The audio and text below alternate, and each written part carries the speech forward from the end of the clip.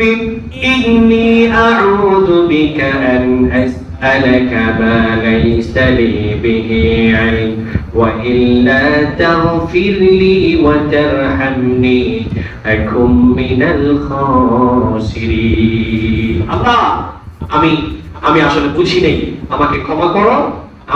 আমি এমন বিষয় নিয়ে আপনার কাছে প্রশ্ন করেছি যে বিষয়ের জ্ঞান আমার কাছে নাই, আমাকে ক্ষমা করুন এবং আমার উপর আপনি রহমত বর্ষণ করুন। আল্লাহু আকবার।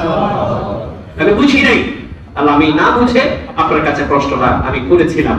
বাবা ছেলের সাথে কথোপকথন হচ্ছিল, এমন অবস্থায় বাবা বলছে উঠে পড়ো, আল্লাহর সাথে দোয়া করতেছে, আল্লাহর কাছে দোয়া করতেছিলেন। এমন অবস্থায় ছেলে উত্তর দিল, বাবা তুমি কি মনে করেছো তোমার দাওয়াত গ্রহণ করে তোমার উপর ঈমান এনে তুমি কি মনে করেছো যে আমি তোমার কিস্তিতে উঠে পড়বো, আমি ঈমানদার হয়ে যাব, সেটা কি তুমি মনে করেছো? কখনোই না। আমাকে আমার যে হাইট, যে আমি যে লম্বা প্রায় 60 গজের মতো, বিভিন্ন তাফসীরে কিতাবে এসেছে, আমাকে এই পানি কিচ্ছু করতে পারবে না। ওই পাহাড়ের উপর উঠলেও আমাকে এই পানি কিছু করতে পারবে না। আল্লাহর গজবের সাথে কেউ কি মোকাবেলা করতে পারে?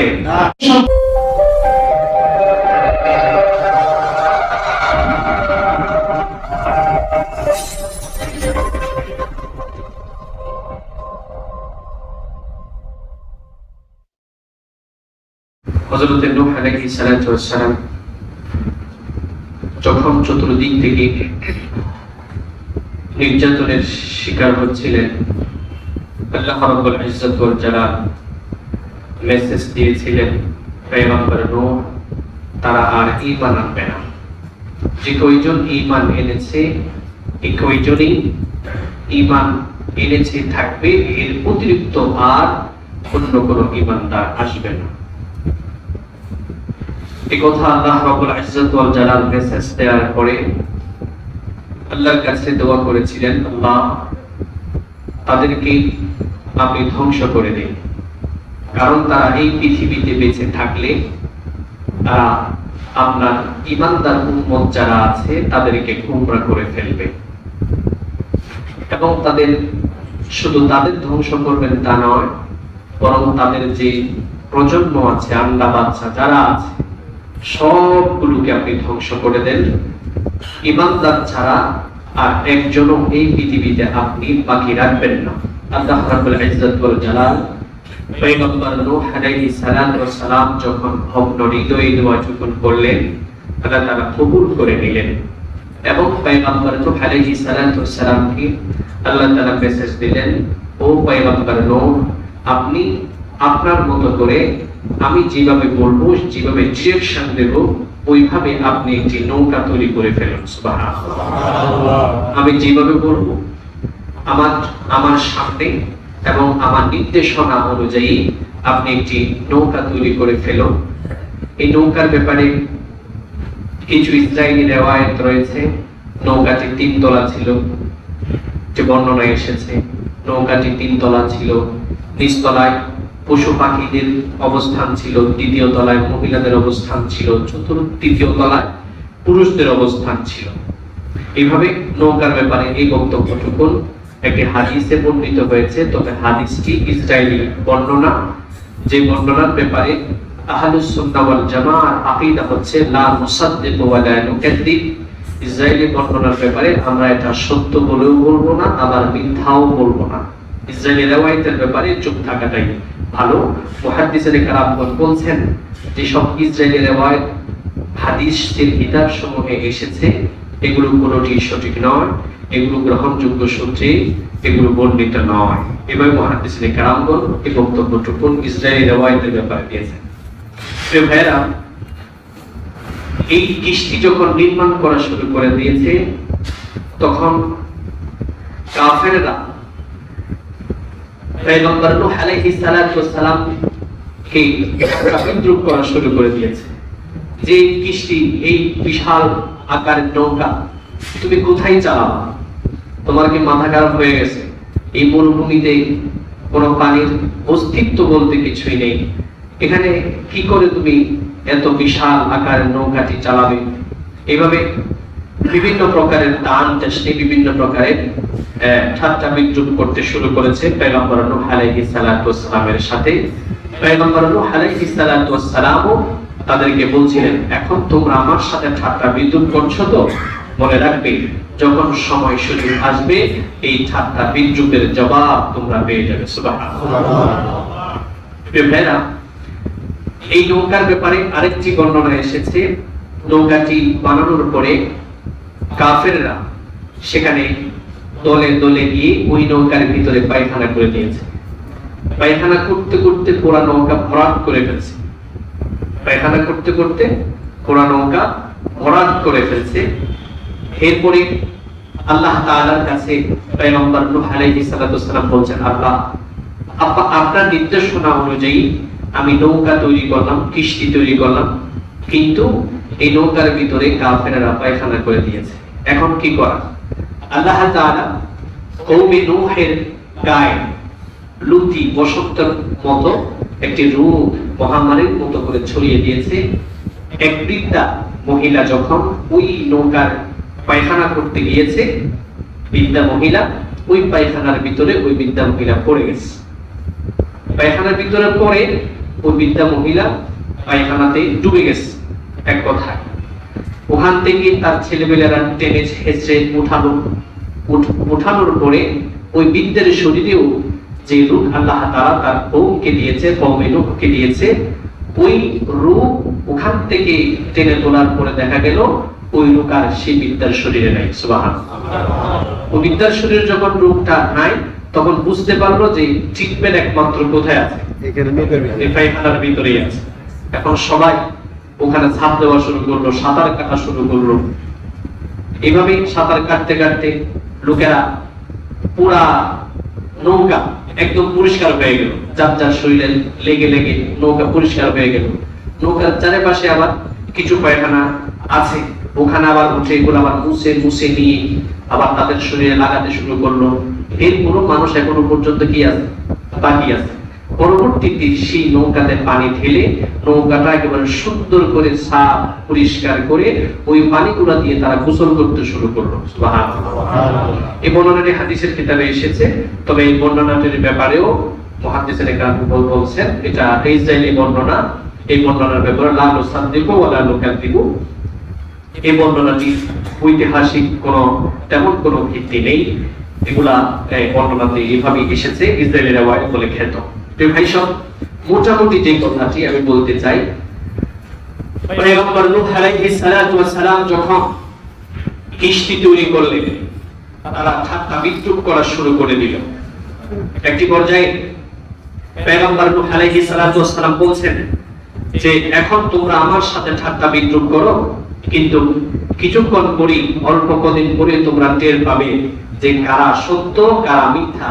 আমি কি তোমাদের কাছে সত্য দিন নিয়ে এসেছি কিনা এই ব্যাপারে সিদ্ধান্ত হয়ে যাবে কিছুদিন পরে। সুবহানাল্লাহ।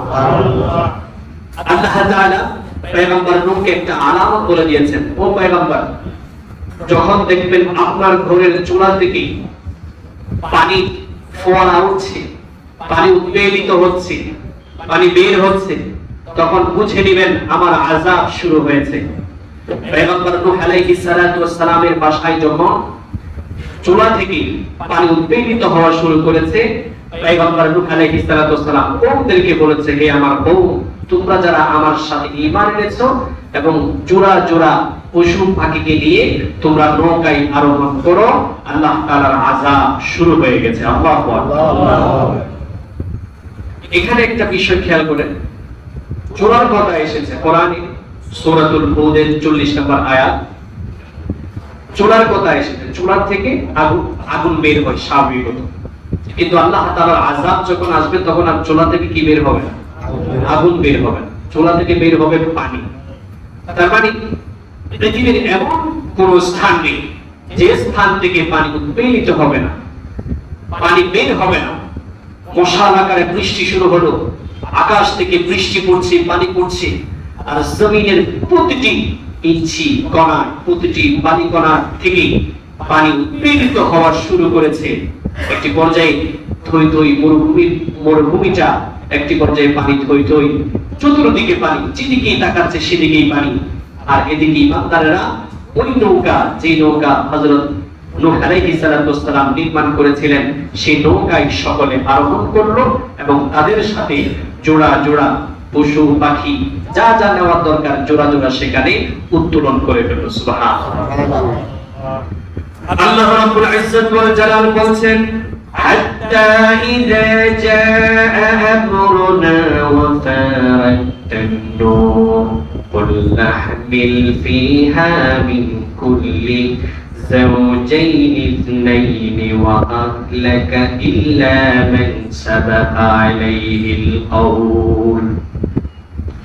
আল্লাহ রাব্বুল ইজ্জত ওয়াল জালাল বলেন, যখন দেখতে পাবে ও পয়গম্বর নূহ আপনার চুলার ভিতর থেকে পানি উদ্বেলিত হচ্ছে, তখন আপনি আপনার কওমদেরকে যারা ঈমান এনেছে তাদেরকে নিয়ে নৌকায় আরোহণ করবেন এবং প্রত্যেক পানি থেকে জোড়া জোড়া করে নৌকায় আপনি তুলে নেবেন। তবে যারা আপনার উপর ঈমান আনেনি তাদেরকে বাদ দিবেন, তাদেরকে উঠানোর দরকার নেই। ওয়ামান আমানা ওয়া মা আমানা মাহু ইল্লা কালিল, আপনার সাথে ঈমানদারদেরকে নেবেন। আল্লাহ তাআলা বলছেন, ও পয়গম্বর নূহ আপনার সাথে তো অল্প কয়েকজন মানুষ ঈমান এনেছে। সুবহানাল্লাহ। তাদেরকে নিয়ে আপনি উঠে পড়বেন। এখন যখন চতুর্দিক থেকে পানি আসা শুরু করেছে, তখন 41 নম্বর আয়াতে আল্লাহ তাআলা বলছেন, নূহ আলাইহিস সালাম ও যারা ঈমানদার তাদেরকে বলছেন, ক্বালা ইরকাবু ফিহা বিসমিল্লাহি মাজরাহা ওয়া মুরসাহা ইন্না রাব্বি লাগফুরুর রহিম। ও নূহ, পয়গম্বর নূহ আলাইহিস সালাম বলছেন, পানি আসা শুরু হয়ে গেছে, আল্লাহর আযাব আসা শুরু হয়ে গেছে, তোমরা এই জমিনে থেকো না। ইরকাবু ফিহা, এই সাফিনা, এই যে কিস্তি নৌকা বানিয়েছি, এই নৌকায় তোমরা উঠে পড়ো। আল্লাহু আকবার। উঠে পড়ো তোমরা। এখন দোয়া করবে, কি দোয়া? বিসমিল্লাহি মাজরাহা ওয়া মুরসাহা ইন্না রাব্বি লাগফুরুর রহিম। এই দোয়ার মানেটা কি? এই দোয়ার মানে হচ্ছে আল্লাহর নামে আমরা উঠলাম, এই নৌকা আল্লাহর নামে পরিচালিত হবে, আল্লাহর নামে থামবে। যেখানে পরিচালিত হবার দরকার সেখানে হবে আল্লাহর নামে, যেখানে থামার দরকার সেখানেই থামবে আল্লাহর নামে। সুবহানাল্লাহ। এই দোয়া যখন পড়ে তোমরা উঠে পড়ো। সমস্ত ঈমানদার জোড়া জোড়া পশু পাখিদের নিয়ে ওই নৌকায় আরোহণ করে ফেললো। এখন পানি বাড়তেছে বাড়তেছে, ক্রমশই পানি উপরের দিকে উঠছে। তখন ওই নৌকাটিকে পানি যেদিকেই নিয়ে যাচ্ছে সেদিকেই সেই নৌকাটুকু চলছে। সুবহানাল্লাহ। আল্লাহ তাআলা বলেছেন 42 নম্বর আয়াত সূরাতুল হুদ, وَهِيَ تَجْرِي بِهِمْ فِي مَوْجٍ كَالْجِبَالِ وَنَادَى نُوحٌ ابْنَهُ وَكَانَ فِي مَعْزَلٍ يَا بُنَيَّ ارْكَبْ مَعَنَا وَلَا تَكُن مَعَ الْكَافِرِينَ। পয়গম্বর বলছেন যে ওয়াহিয়া তাজরি বিহিম ফি মাউজিন কাল জিবাল, পানি এত বাড়া বাড়ছে, বলে পানির যে একটা ঢেউ আছে, সাধারণ কোনো ঢেউ নয়, এমন বড় বড় ঢেউ, কাল জিবাল, পাহাড়ের মতো, সমুদ্র প্রাচীর পাহাড়ের মতো এত বিশাল বড় বড় ঢেউ পানিতে এইভাবে ঢেউ খেলছে। ভাই সব যারা কক্সবাজার গিয়েছেন, সামান্য ছোট ঢেউ, ওই ঢেউ যখন সমুদ্রের পাড়ে যখন আসে, যখন আপনারা যখন ওখানে যান বা ওখানে ঢেউ যদি আপনি দাঁড়ান, আপনি কি নিজেকে স্থির রাখতে পারেন? ওই পানি আপনাকে নিয়ে আসে, আপনার স্থান থেকে আপনাকে স্থানচ্যুত করে দেয়। সামান্য, এটা সামান্য ঢেউ। কিন্তু এখানে আল্লাহ তাআলা বলছেন, ওই তুফানে, ওই বন্যায় আমি এমন এমন ঢেউ দিয়েছি, কাল জিবাল, বিশাল দৈত্যাকার পাহাড়ের মতো এরকম বড় বড় ঢেউ আমি দিয়েছি, যে ঢেউয়ের মোকাবেলা করা কোনো বনি আদমের পক্ষে সম্ভব নয়। এত বড় বড় ঢেউ আমি তাদেরকে দিয়েছি। এমন অবস্থায় হযরত নূহ আলাইহিস সালাম তার সন্তানকে দেখলেন। সূরাতুল হুদের 42 নম্বর আয়াতের ভিতরে আল্লাহ রাব্বুল ইজ্জত ওয়াল জালাল বলছেন, যখন সন্তানকে দেখলেন, সন্তানকে ডাক দিলেন, ও আমার প্রিয় সন্তান, তুমি আমার সাথে চলে এসো, ঈমান গ্রহণ করো, তুমি আমার সাথে চলে এসো। বিশাল বড় বড় ঢেউ আসছে, তুমি যত লম্বা হও না কেন, আল্লাহর এই আযাব, আল্লাহর এই গজব থেকে, আল্লাহর এই ধরা থেকে তুমি কখনো রেহাই পাবে না। তুমি আমার সাথে চলে এসো, ঈমান গ্রহণ করো।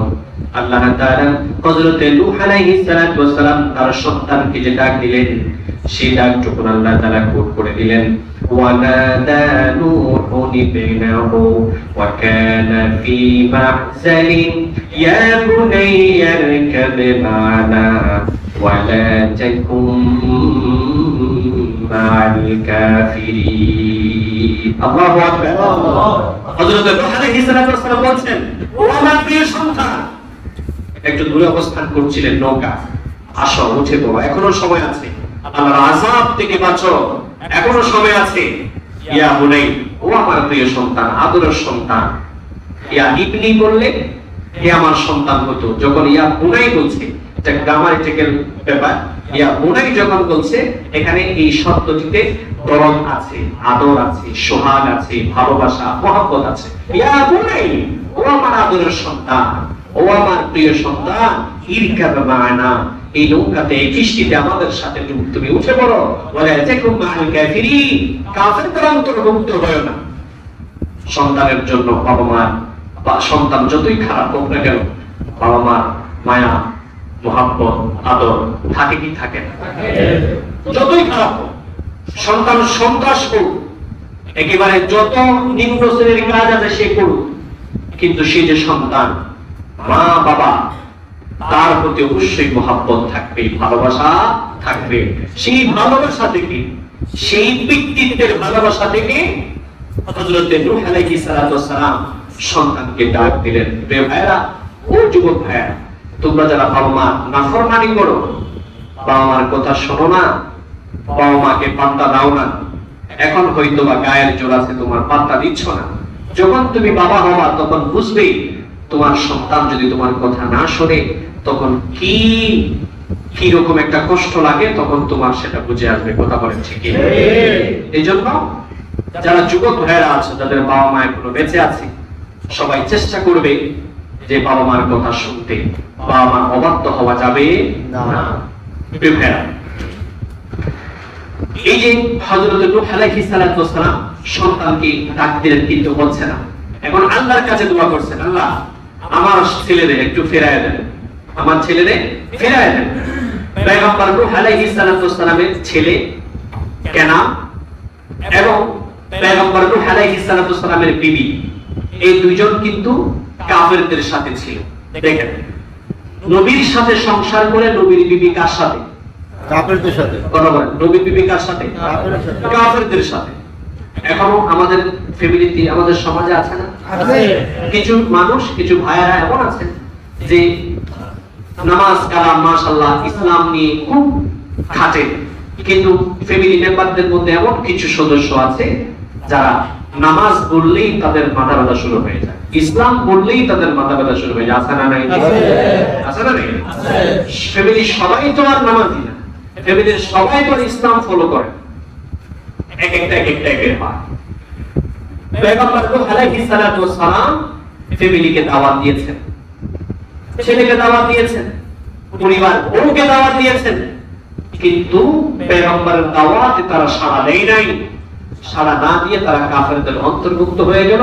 আল্লাহ তাআলা তাদেরকে কি করে দিয়েছেন? ধ্বংস করে দিয়েছেন। এইজন্য আমাদের ফ্যামিলিতে যারা বিপদগামী, যারা বিপদে চলে, কুপথে চলে, তাদের আমাদের দায়িত্ব হচ্ছে তাদেরকে বোঝানো, বুঝিয়ে তাদেরকে কোথায় নিয়ে আসা? ইসলামের পথে, দ্বীনের পথে তাদেরকে নিয়ে আসা। এটা হচ্ছে পয়গম্বরের সুন্নাত। পয়গম্বর নূহ আলাইহিস সালাতু ওয়াস সালাম এখন আল্লাহর কাছে দোয়া করলেন, রব্বুল আলামিন ওয়ানাদা নূহুন রাব্বাহু ফাকালা রাব্বি ইন্না বিনি মিন আহলি ওয়া ইন্না ওয়া'দাকাল হাক্ক ওয়া আনতা আহকামুল হাকিমিন। পয়গম্বর নূহ আলাইহিস সালাতু ওয়াস সালাম আল্লাহর কাছে দোয়া করলেন, রব্বুল আলামিন আমার সন্তান তো আমার পরিবারভুক্ত, আমার পরিবার আমার সন্তান, আমার পরিবারের এক অংশ। রব্বুল আলামিন আপনার ওয়াদা অবশ্যই সত্য, আপনি বলেছেন আমার পরিবারকে রেহাই দেবেন। রব্বুল আলামিন, আমার সন্তানকে আপনার কাছ থেকে আমি ভিক্ষা চাই। আমার সন্তান আমার সামনে, চোখের সামনে এভাবে মরবে, আপনার আযাবে নিপতিত হবে, অন্তত পক্ষে আমি বাবা হয়ে সেটা সহ্য করতে পারি না। রব্বুল আলামিন, আমি চাই আমার সন্তানকে আমার বুকে ফিরিয়ে দেন, আমার কোলে ফিরিয়ে দেন। আল্লাহু আকবার। বাবা সন্তানের জন্য দোয়া চাচ্ছেন, মরণ সংকটাপন্ন অবস্থায়, ছেলে বিপদে পড়েছে, এই মুহূর্ত পর্যন্ত আল্লাহর কাছে দোয়া চাচ্ছেন। আল্লাহ রাব্বুল ইজ্জত ওয়াল জালাল বলেছেন, ও পয়গম্বর শুনুন, আমার কাছে তোমার সন্তানের ব্যাপারে কোনো সুপারিশ নিয়ে যদি আসো, তাহলে অবশ্যই অবশ্যই আমার নবুয়তের দফতর থেকে আপনার নাম কেটে দেওয়া হবে। আল্লাহু আকবার। কারণ সে তোমার সন্তান হলো প্রকৃতপক্ষে সে তোমার আহাল না, প্রকৃতপক্ষে তোমার পরিবারের সদস্যদের মধ্যে সে কেউ না। তার কারণ হলো তার আমল চলাফেরা, তার সব কিছু হচ্ছে বিজাতীয় অনুকরণে, তার সব কিছু হচ্ছে কাফেরদের সাথে, তার সব কিছু হচ্ছে আপনার দুশমনদের সাথে। ও পয়গম্বর, আপনার ছেলের ব্যাপারে আমাকে কোনো কথা বলবেন না, আর যদি বলেন আপনি অবশ্যই জাহেলদের অন্তর্ভুক্ত হয়ে যাবেন, আপনি ক্ষতিগ্রস্তদের অন্তর্ভুক্ত হয়ে যাবেন। তার মানে আপনার আমার নবুয়তের যে দফতর, যে লিস্ট আছে, ওই লিস্টেও আপনি বাদ করে যাবেন। এই ধমক যখন আল্লাহর পক্ষ থেকে দেওয়া হয়েছে, এখন আল্লাহর কাছে ক্ষমা চাচ্ছেন। আল্লাহ তাআলা কি বলছিলেন? ক্বালা ইয়া নূহু আন্নাহু লাইসা মিন আহলিক ইন্নাহু আমালুন গায়রু সালিহ ফালা তাসআলনি মা লাইসা লাকা বিহি ইলম ইন্নী আ'ইদুকা আন তাকুনা মিনাল জাহিলিন। ও পয়গম্বর, আপনি আপনার সন্তানের ব্যাপারে আপনি আমার কাছে কোনো প্রশ্ন করবেন না, কারণ আমি যা জানি আপনি তা জানেন না। আপনার সন্তান হচ্ছে এটা সুসন্তান নয়, আপনার সন্তান হচ্ছে কুসন্তান। এই সন্তানের ব্যাপারে আমার কাছে কোনো সুপারিশ করবেন না। এই কথা যখন বলেছেন, হযরত নূহ আলাইহিস সালাম সাথে সাথে আল্লাহর কাছে ক্ষমা চাইলেন, আল্লাহ আমি ভুল করেছি। ক্বালা রাব্বি ইন্নী আউযু বিকা আন আসআলাকা মা লাইসা লি বিহি ইলম ওয়া ইল্লা তাগফির লি ওয়া তারহামনি আকুম মিনাল খাসিরিন। আল্লাহ, আমি আসলে বুঝি নাই, আমাকে ক্ষমা করো। আমি এমন বিষয় নিয়ে আপনার কাছে প্রশ্ন করেছি যে বিষয়ের জ্ঞান আমার কাছে নাই, আমাকে ক্ষমা করুন এবং আমার উপর আপনি রহমত বর্ষণ করুন। আল্লাহু আকবার। আমি বুঝি নাই আল্লাহ, আমি না বুঝে আপনার কাছে প্রশ্নটা আমি করেছিলাম।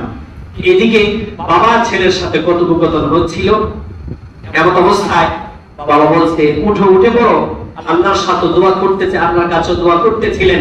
এমন অবস্থায় ছেলে উত্তর দিল, বাবা তুমি কি মনে করেছো তোমার দাওয়াত গ্রহণ করে তোমার উপর ঈমান এনে তুমি কি মনে করেছো যে আমি তোমার কিস্তিতে উঠে পড়বো, আমি ঈমানদার হয়ে যাব, সেটা কি তুমি মনে করেছো?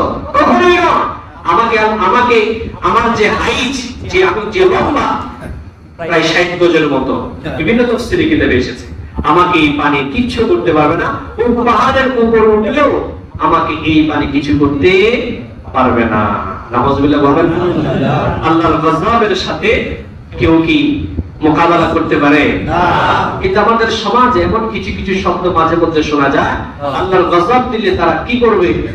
মোকাবেলা করবে, জলবায়ু পরিবর্তনের ব্যাপারে মোকাবেলা করবে। আল্লাহর যে গজব আর আযাব আল্লাহ তাআলা নিপতিত করবেন, দেখবেন এই গজব আর আযাবের মোকাবেলা করার পৃথিবীতে কারো সাহস নাই, ঠিক কি না? এইজন্য এই শব্দগুলো আমাদেরকে কুফরের দিকে নিয়ে যায়, এই শব্দগুলো আমাদেরকে ঈমান হারা করে ফেলে। কিছু শব্দ এমন আছে যেগুলো আমাদের ঈমানের জন্য খতরা। এইজন্য আমাদের সামনে বিপদ আপদ বা যা কিছু আসুক না কেন, আমাদেরকে তওবা করতে হবে। কার কাছে? আল্লাহর কাছে তওবা করতে হবে, আল্লাহর কাছে ফিরে যেতে হবে, মাফ চাইতে হবে। মাফ চাওয়া ছাড়া, তওবা করা ছাড়া আর বিকল্প কোনো সুরত নাই। যতই আপনি ক্ষমতাধর হন না কেন, যতই আপনি শক্তিশালী হন না কেন, মনে রাখতে হবে নমরুদ ফেরাউনকে আল্লাহ তাআলা ছাড় দিয়েছেন, ছেড়ে দিয়েছেন না। সে এত কিছু করলো, বনি ইসরাইলদেরকে গোলাম বানায় রাখলো, হাজার হাজার লক্ষ লক্ষ শিশুদেরকে হত্যা করলো, ইউযাবিহুনা আবনাআকুম, সন্তানদেরকে হত্যা করেছে। এত জালিম সরকার ছিল সেই ফেরাউন। আল্লাহ তাআলা তাকে সময় দিয়েছেন, সে হত্যা করেছে, সুযোগ দিয়েছেন, কিন্তু আল্লাহ তাআলা তাকে ছাড় দেননি। শেষ পর্যন্ত তাকে পানিতে ডুবিয়ে আল্লাহ তাআলা মেরেছেন, ঠিক কি না? এজন্য ইতিহাস থেকে আমাদের শিক্ষা নিতে হবে। নমরুদকে আল্লাহ তাআলা ছাড় দিয়েছেন, কিন্তু ছেড়ে দেন নাই। শেষ পর্যন্ত জুতা পেটা করে তাকে শায়েস্ত করা হয়েছে, ঠিক কি না বলো? এখনো পর্যন্ত যারা আছো, ক্ষমতার বাহাদুরি করো, শক্তির বাহাদুরি করো, টাকার বাহাদুরি করো, সম্মানের বাহাদুরি করো, মনে রাখতে হবে তোমারও একদিন শেষ আছে, তোমার একটা ডিউরেশন আছে। তুমি চিরকাল এই পৃথিবীতে চিরস্থায়ী তুমি থাকবে না। নমরুদ মনে করেছিল আমার চেয়ে শক্তিশালী কে আছে, ফেরাউন মনে করেছিল আমার চেয়ে শক্তিশালী কে আছে। তারা ধ্বংস হতে পারলে তাদের সামনে তুমি তো তিফলি বার্তা করা বলেন, ঠিক আছে?